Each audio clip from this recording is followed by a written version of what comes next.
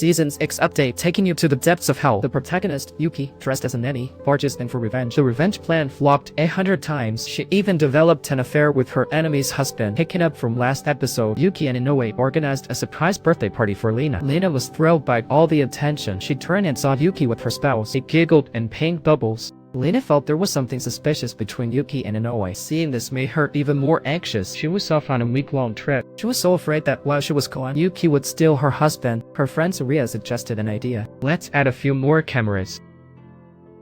Good idea. Let's do that! Meanwhile, Saria eagerly shared. She helped Lena whenever asked.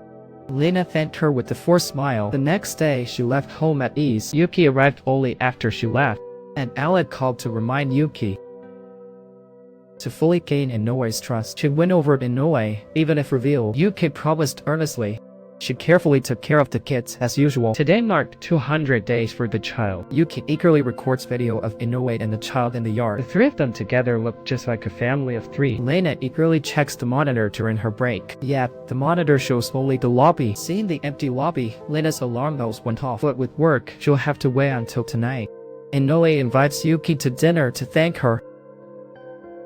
But it quickly turns into a painful mess. Inoue notices something is off about her. Yuki explains that she doesn't like solid food because it gives her a severe sense of suffocation. Inoue surprisingly resonates with this. He had an episode of sleeplessness as a child. That feeling of being choked and mute is exactly like suffocation. This shared experience unintentionally brought the two of them closer. Yuki suddenly wants to know what Inoue went through as a child. So, after work, she quickly asked Lena's dad. Kurokawa said Inoue moved nearby when he was 10. Lena met Inoue around that time. Soon after, Inoue's mother was murdered. Inoue fell into deep sorrow for a long time, and the killer has yet to be found. Yuki didn't expect Inoue to have a similar fate. She wanted to ask Kurokawa more, but Kurokawa said that's all he knew. Inoue sent today's videos and photos to Lena. Lena guessed that Inoue had been with Yuki all along. A surge of anger ignited in her, so she decided to act tomorrow. She had someone install cameras at home. After hanging up, Lena called her dad over. She commanded her dad to help investigate Yuki. She also warned him, no matter what, he must not abandon her. Dad must still let go, because it was Dad who birthed the monster.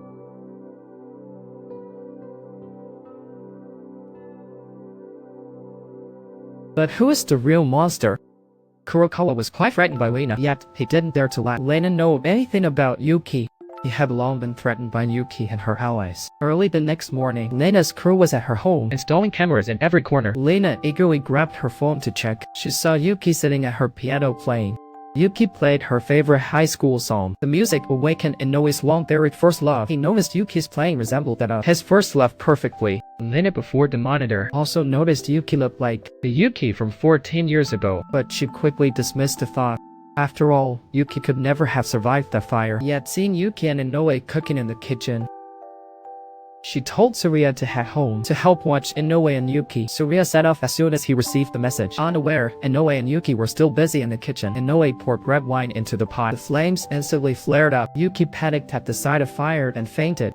When she woke up, Inoue asked to call her family to pick her up. Yuki said she lost her family when she was very young. Inoue was taken aback because he also lost his only mom at 10. Back then, thanks to Lena always being there. With support, he pulled through. Yuki felt very strange as she wanted to ask more. Saria had arrived home.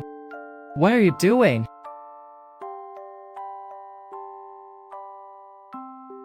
Inoue wanted to rush out to explain, but Yuki stopped him. Yuki preferred to explain. Lena kept an eye on the surveillance. She saw Yuki chase after Saria out the door. That seems to be going well.